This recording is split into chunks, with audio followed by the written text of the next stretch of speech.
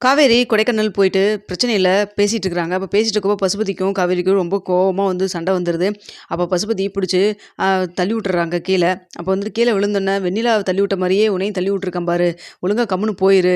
ஏதோ உனக்கு சின்ன காயங்களோட பட்டுருச்சு, முடிஞ்சிச்சு" அப்படின்னு சொல்றாங்க. அப்ப தலையிலேருந்து அடிபட்டு ரொம்ப ரத்தமா கீழ கொட்டு கொட்டுன்னு கொட்டுது. இத பார்த்துட்டு இருக்கிற காவேரியோடைய அம்மா, "நீ எல்லாம் நல்லாவே இருக்க மாட்டடா. ஏன்டா இப்படி நிம்மதியே இல்லாம பண்ற நீயி?" அப்படின்னு சொல்லிட்டு அழுதுட்டே வந்துட்டு ஹாஸ்பிட்டல் கூட்டு போலான்னு கூட்டிட்டு போறாங்க. அப்ப குமரன் இருந்துட்டு, "ஹாஸ்பிட்டல் போனா கன்சீவா இருக்கிற விஷயம் தெரிஞ்சுருமேன்னு" சொல்லிட்டு, "அத்தை நீங்க இங்கேயே இருங்க அத்தை, நான் கூட்டிட்டு போறேன்" அப்படின்னு சொல்றாங்க. "என்ன தம்பி விளையாடுறீங்களா? தலையிலேருந்து இவ்வளோ ரத்தமா கொட்டுது. பிள்ளைக்கு ஏதாவது ஆயிடுச்சுன்னா என்ன பண்றது? நானும் கூட வரேன்" அப்படின்னு சொல்லிட்டு கூடவும் போறாங்க. அங்க போனதுக்கப்புறம் டாக்டரு மெடிசன்லாம் குடுத்துட்டு அவங்கள ரெஸ்ட் எடுக்க சொல்லிட்டு வந்துடுறாங்க. இந்த பக்கம் ட்ரிப்ஸ் போட்டுவிட்டு இந்த பக்கம் வராங்க. வந்தோனே பொண்ணுக்கு பரவாயில்லைங்களா அப்படின்னு சொல்லி கேட்டுருக்காங்க. அப்போ காவேரியோட அம்மாட்ட சொல்றாங்க, "ஏங்க நீங்க அவங்களுடைய அம்மா தானே, ஏங்க இப்படி பார்த்துக்கிறீங்க? அவங்களுக்கு மேல உங்களுக்கு கொஞ்சம் கூட அக்கறையே இல்லையா?" அப்படின்னு சொல்லி கேட்குறாங்க. "என்ன டாக்டர் சொல்றீங்க? அதான் கீழ விழுந்தோனே அடிபட்டோனே கூட்டு வந்துட்டேனே" அப்படின்னு சொல்றாங்க. "அதெல்லாம் இல்லைங்க. அவங்க கன்சீவா இருக்கிறாங்க. இந்த மாரி சூழ்நிலையில இப்படி நீங்க கேர்லெஸ்ஸா அவங்கள பார்த்துப்பீங்களா?" அப்படின்னு சொல்றாங்க. "என்னங்க சொல்றீங்க?" அப்படின்னு சொல்லி கேட்குறப்போ, "ஏன் உங்களுக்கு இந்த விஷயம் தெரியுமா தெரியாதா? அந்த பொண்ணு கன்சீவா இருக்குது" அப்படின்னு சொல்றாங்க. இத கேட்டோனே ரொம்ப ஷாக் ஆகுறாங்க. "என்னங்க சொல்றீங்க? எவ்வளோ 3 மாசம் ஆச்சுங்க. இன்னும் உங்களுக்கு தெரியாதா? உங்க பொண்ணு உங்ககிட்ட சொல்லலையா?" அப்படின்னு சொல்லி கேட்டுருக்காங்க. "இல்ல டாக்டர், எனக்கு இத பத்தி எதுவும் தெரியல" அப்படிங்கிற மாரி ஷாக்கா பேசிட்டு இருக்கிறாங்க. அப்போ குமரன் வந்துட்டு, "ஐயோ! அத்தைக்கு வேற தெரிஞ்சிருச்சே, இந்த விஷயம் தெரிஞ்சிருச்சுன்னு" சொல்லிட்டு காவேரிக்கு தெரிஞ்சதுன்னா அவ அதுக்கு மேல டென்ஷன் ஆவேன்னு சொல்லி நினச்சிட்டு இருக்கிறாங்க. அப்போ கரெக்ட்டா வந்து விஜயும் இந்த விஷயமெல்லாம் கேள்விப்பட்டு இங்க ஹாஸ்பிட்டல் வந்துடுறாங்க. வந்தோனே நிவின் தான் வந்து இங்க கொடைக்கானல் கிளம்பி வந்திருக்க விஷயத்த சொல்லியிருக்காங்கன்னு சொல்லிட்டு குமரன்ட்ட பேசிட்டு இருக்கிறாங்க. அப்ப என்ன பரவாயில்லையா? டாக்டர் ஏதாவது ரொம்ப சீரியஸா இருக்குன்னு சொல்லி சொன்னாங்கன்னு சொல்லி பதறி போய் கேட்குறாங்க. "அதெல்லாம் ஒண்ணும் பதப்படாதீங்க. ஒண்ணும் பிரச்சனை இல்ல. சின்ன காயம் தான். ஆனா கொஞ்சம் ரெஸ்ட் எடுக்கணும்னு சொல்லிட்டு ஊசி போட்டுருக்காங்க. தூங்கிட்டு இருக்கிறா காவேரி. ரெஸ்ட் எடுத்துட்டு இருக்கிறா. ட்ரிப்ஸ் இறங்குது. ஆனா காவேரி கன்சீவா இருக்கிற விஷயம் அத்தைக்கு தெரிஞ்சிருச்சு" அப்படின்னு சொல்றாங்க. அப்ப பேசிட்டு இருக்கப்ப கரெக்ட்டா வந்துட்டு காவேரியுடைய அம்மாவும் வராங்க. "என்ன தம்பி இப்படி பண்ணி வச்சுட்டீங்க? ஏதோ பாண்டு பத்திரம்னு சொல்லிட்டு ஏதோ என் பொண்ண வந்து கூட்டிட்டு போய் 1 வருஷம் வந்து குடுத்தனம் நடத்துற மாரி நடத்திட்டு கடைசியில உண்மையாலுமே வந்து அவளோட சேர்ந்து குடும்பம் நடத்த ஆரம்பிச்சிருக்கிறீங்கல்ல" அப்படின்னு சொல்லி கேட்குறாங்க. "அதாங்க அத்த நான் சொல்றேன். இந்த விஷயத்த அன்னைக்கே நான் சொல்லலாம்னு நெனச்சேன். ஆனா காவேரி தான் சொல்ல வேண்டாம்னு சொல்லி தடுத்துட்டா" அப்படின்னு சொல்றாங்க. "காவேரி தான் சொல்ல வேண்டாம் தடுத்துட்டா, உங்களுக்கு எங்கங்க புத்தி போச்சு புத்தி? நீங்க அப்பயே சொல்லியிருந்திருக்கணும்ல" அப்படின்னு சொல்றாங்க. "சரிங்க ஆன்ட்டி, இப்பவும் ஒண்ணும் கெட்டு போகல. காவேரி இப்ப நீங்க ஓகேன்னு சொன்னீங்கன்னா கூட கூட்டிட்டு போய் அவளோட சேர்ந்து வாழ்றதுக்கு தயாரா இருக்கேன்" அப்படின்னு சொல்லிட்டு இருக்கிறாங்க.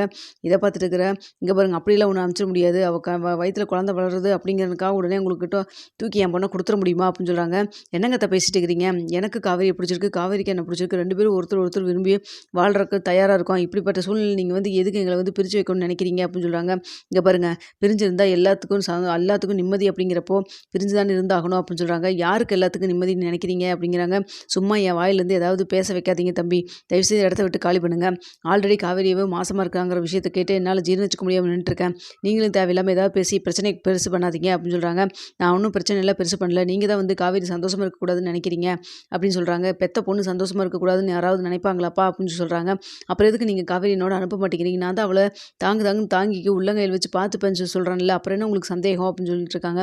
"அதுக்கு இல்ல" அப்படின்னு சொல்றப்போ, "சொல்லுங்க, ஏதோ சொல்ல வரீங்க, சொல்ல மாட்டேங்கிறீங்க. அன்னைக்கு குமரனும் ஏதோ சொல்ல வந்தாங்க, சொல்ல மாட்டேங்கிறா. அதேபோல காவேரி வந்துட்டு ஏதோ மறைக்கிறா. என்னதான் நடந்தது சொல்லுங்க. ஏன் அவள அனுப்பிச்சு விட மாட்டேங்கிறீங்க?" அப்படின்னு சொல்றாங்க. அப்போ குமரன் வந்து, "இதுக்கு மேல நம்ம மறைச்சு வைக்கக்கூடாது அப்படிங்கிறதுக்காக, இங்க பாருங்க, நாங்கலாம் வந்து அனுப்புறதுக்கெல்லாம் தயாரா தான் இருக்கோம். ஆனா உங்க வீட்டு ஆளுங்க தான் வந்து வர வேண்டாம்னு சொல்லி ஓப்பனா சொல்றப்ப நாங்க என்னங்க பண்ண முடியும்?" அப்படின்னு சொல்றாங்க. "என்ன சொல்றீங்க?" அப்படின்னு சொல்லி கேட்கிறப்போ, "ஆமா, உங்க சித்தி வந்து இப்படி வந்து வீட்ல வந்து இப்படி பேசிட்டு போனாங்க" அப்படிங்கிற விஷயத்த சொல்றாங்க. இத கேட்டோனே, "உண்மையா தான் சொல்றீங்களா?" அப்படின்னு சொல்லி கேட்குறாங்க. "பாத்தீங்களா, எங்க வீட்ல யாராவது எதாவது பண்ணா உடனே நம்புவீங்க. உங்க வீட்டு ஆளுங்க வந்து சொன்னத கூட உங்களால ஏத்துக்க முடியல. அப்படித்தானே?" அப்படின்னு சொல்றாங்க. "அப்படி இல்ல, சித்தி வந்து இப்படிலாம் பேசியிருப்பாங்கங்கிற எனக்கு விஷயம் தெரியவே தெரியாது. முன்னாடியே தெரிஞ்சிருந்தா அவங்ககிட்ட நான் பேசி எப்படியாவது காவேரிகிட்ட வந்து நான் கூட்டு வந்திருப்பேனே" அப்படின்னு சொல்றாங்க. அப்போ வந்துட்டு சொல்றாங்க, "இது அவங்க உங்க சித்தி மட்டும் பேசல. உங்க பாட்டியும் தான் வந்து பேசியிருக்காங்க காவேரி கிட்ட" அப்படின்னு சொல்றாங்க. இத கேட்டோனே காவேரியுடைய அம்மா, "என்ன தம்பி சொல்றீங்க?" அப்படின்னு சொல்லிட்டு குமரன்ட்ட கேட்குறாங்க. ஆமா. காவேரி தான் சொல்லுச்சு. இப்படிலாம் நடந்திருக்குன்னு சொல்லிட்டு. பாட்டி வந்து நீ உயிரோட இருக்கணும் அப்படின்னா, காவேரி அங்க வரக்கூடாதுன்னு சொல்லியிருக்காங்க. இந்த வார்த்தைய கேட்டதுக்கப்புறம் எப்படி காவேரி எங்க வீட்ல உங்க வாசப்படி கால் எடுத்து வைப்பா? சொல்லுங்க பார்க்கலாம். விஜய், நீங்க காவேரி நிலைமையில யோசிச்சு பாருங்க. காவேரிக்கு உங்க மேல சேர்ந்து உங்க கூட சேர்ந்து வாழ்றதுக்கு அவ்வளோ தூரம் ஆசை. ஆனா எல்லாருமே சுத்தி இருக்கவங்க இப்படியெல்லாம் பேசுறப்ப அவ எப்படி வருவா? சொல்லுங்க பார்க்கலாம் அப்படின்னு சொல்றாங்க. ஐயோ! இதெல்லாம் வச்சுட்டு என்னால என்ன சொல்றதுன்னே எனக்கு தெரியல. என் பாட்டியும் சித்தி இப்படி பண்ணுவாங்கன்னு எனக்கு சுத்தமா தெரியவே தெரியாது அப்படின்னு சொல்றாங்க. ஒரு 2 பாட்டி சித்தி மட்டும் தான் வந்து சொல்லியிருக்காங்க. உங்க தாத்தா என்ன முடிவுல இருக்காருன்னு யாருக்கு தெரியும் அப்படின்னு சொல்றாங்க. இங்க பாருங்க, எங்க தாத்தாலாம் அப்படிலாம் முடிவெல்லாம் எடுக்க மாட்டாரு அப்படின்னு சொல்லிட்டு இருக்கிறாங்க. இல்ல தம்பி, இது சரிப்பட்டு வராது. நீங்க உங்க வேலைய பார்த்துட்டு போங்க. காவேரி மாசமா இருந்தாலும் பரவால்ல. நான் என் பொண்ணை எப்படி பார்த்துக்கிறனோ அதே போல் பேர பிள்ளைங்களையும் நான் நல்லா பார்த்துப்பேன் அப்படின்னு சொல்கிறாங்க. இங்கே பாருங்கள், ஏதாவது லூசுத்தனமாக பேசிகிட்டு இருக்காதீங்க. காவேரி தான் ஏதாவது வந்து முடிவெடுப்பானா, நீங்கள் அதுக்கு மேலே இருக்கிறீங்க. நீங்கள் இங்கே பாருங்கள், காவேரி என்னோட அனுப்பிச்சி வைங்க, என்ன தடங்கள் வந்தாலும் நான் பார்த்துப்பேன். பசுபதிக்காக பயந்துட்டு போய் காவேரி எங்கிட்ட இருந்து பிரிக்கிறேன்னு சொன்னீங்கன்னா நான் பசுபதி என்ன வேணால் பண்ணுறதுக்கு தயாராக இருக்கேன் அப்படின்னு சொல்கிறாங்க. பார்த்தீங்களா தம்பி, தேவையில்லாமல் எங்கள் பிரச்சனையை சேர்த்து உங்கள் தலையில் நீங்கள் தூக்கி போட்டுக்கிறீங்க. அதனால தான் உங்கள் வீட்டில் இருக்கிறவங்களாம் பயப்படுறாங்க. சொன்னால் கேளுங்க, உங்கள் வேலையை பார்த்துட்டு நீங்கள் போங்க அப்படின்னு சொல்கிறாங்க. அப்படியெல்லாம் போயிட முடியாது அப்படின்னு சொல்லி பேசிட்டு இருக்கிறாங்க. பேசுகிறப்பவே கரெக்டாக வந்து பசுபதியும் ராகினியும் அங்கே வந்துடுறாங்க. ஓ, விஷயம் எப்படி போகுதா, ஓ மாசமாக வேறு இருக்கிறாளா அப்படின்னு சொல்லிட்டு கேட்குறாங்க. எங்கள் பாடுற செம்ம கடுப்பில் இருக்கிறவங்க மேலே தான் கொலை வெறியில் இருக்கிறேன், நான் உன்னை எது வேணால் பண்ணுறதுக்கு ரெடியாக இருக்கேன். ஆனால் என்னை சார்ந்தவங்களாம் நான் இப்படி பண்ணிட்டு ஜெயிலுக்கு போயிட்டேன்னா என்னை பார்த்து கவலைப்படுவாங்க. அதனால தான் நான் அமைதியாக இருக்கேன். இன்னும் பொறுமையை சோதிக்காத, கம்முன்னு போயிரு. ஏற்கனவே உன் கையை உடச்சது உனக்கு பத்தலையா அப்படின்னு சொல்கிறாங்க. நீ கையை உடச்சதுனால தான் கொடைக்கானல் வரைக்கும் இப்போ வந்து நின்றுருக்கிற, புரிஞ்சுதா இல்லையா அப்படின்னு சொல்கிறாங்க. அப்போ நீ அடங்க மாட்டே அப்படி தானே அப்படின்னு சொல்லி கேட்குறாங்க. பேசிட்டு இருக்க போய் போலீஸ் அங்கே வந்துடுறாங்க. வரப்போய் போலீஸ் வந்து போலீஸ்கிட்ட வந்து விஜய் இன்ஃபார்ம் பண்ணிட்டு தான் வந்திருக்காங்க. இப்படி வந்து ஜாமீனில் வெளில வந்துட்டு எல்லாத்தையும் டார்ச்சர் பண்ணிட்டு இருக்கிறான், சொத்து வேணும்னு சொல்லிட்டு டாக்குமெண்ட்டே இல்லாமல் பிரச்சனை பண்ணிட்டு இருக்கான்னு சொல்லிட்டு கம்ப்ளைண்ட் கொடுத்து வந்திருக்காங்க. அதனால் அங்கே போலீஸும் வந்துடுறாங்க. வந்தோடனே, ஏன் பசுபதி இப்படியெல்லாம் பண்ணுற நீ, அதான் ஜாமீனில் தானே வந்திருக்க, வந்த வேலையை பார்த்துட்டு அடங்கிட்டு அமைதியாக இருக்க முடியாதா?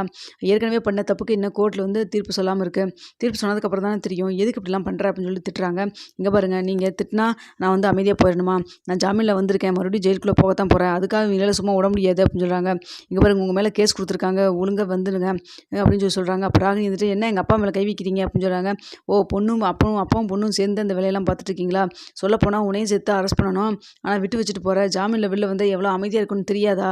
அது ஏன் எப்படி அமைதியாக இருக்குன்னு நான் உள்ள அங்கே கொண்டு போய் ஜெயிலுக்கு கூட்டு போய் உங்களுக்கு சொல்லி கொடுக்குறவாரு அப்படின்னு சொல்லிட்டு கூப்பிட்றாங்க. அப்போ வந்துட்டு நான் வரமாட்டேன் அப்படின்னு சொல்லிட்டு இது பண்ணுறாங்க. சார், அவன்லாம் இப்படிலாம் கூப்பிட்டிங்கன்னா மரியாதை கூப்பிட்டிங்களா கேட்க மாட்டாங்க சார், அடிச்சு இழுத்துட்டு போங்க சார் அப்படின்னு சொல்கிறாங்க. அப்போ வந்துட்டு, சார் இங்கே பாருங்க, ஏற்கனவே அவன் அடிச்சு என் கையெல்லாம் உடச்சு விட்ருக்கான் அப்படின்னு சொல்கிறாங்க. அடிச்சு கையை உடச்சதுக்கப்புறம் கூட நீ வந்து இந்த குடும்பத்துக்கிட்ட பிரச்சனை பண்ணிட்டு இருக்கிறீ, நீ எல்லாம் என்ன மாதிரி ஆளுன்னு எனக்கு ஒன்றுமே புரியல அப்படின்னு சொல்கிறாங்க. இங்கே பாருங்க சார், ஜாமீன் 2 நாள் இருக்குது, நானே வந்து கோர்ட்டில் ஆஜராவேன், தேவையில்லாமல் நீங்கள் பிரச்சனை பண்ணிட்டு இருக்காதீங்க அப்படின்னு சொல்கிறாங்க. உங்கள் மேலே கேஸ் கொடுத்துருக்காங்க, ஏற்கனவே இந்த வெண்ணிலா இந்த காவேரிங்கிற பொண்ணும் கேஸ் கொடுத்துருக்கு, இப்போ விஜயும் கேஸ் கொடுத்துருக்காங்க, உங்கள் மேலே குற்றத்துக்கு மேலே குற்றம் போயிட்டுருக்கு, இப்படி இருக்கிறப்போ உங்களை அரெஸ்ட் பண்ணாமல் இருக்க முடியாதுன்னு சொல்லி திட்டுறாங்க.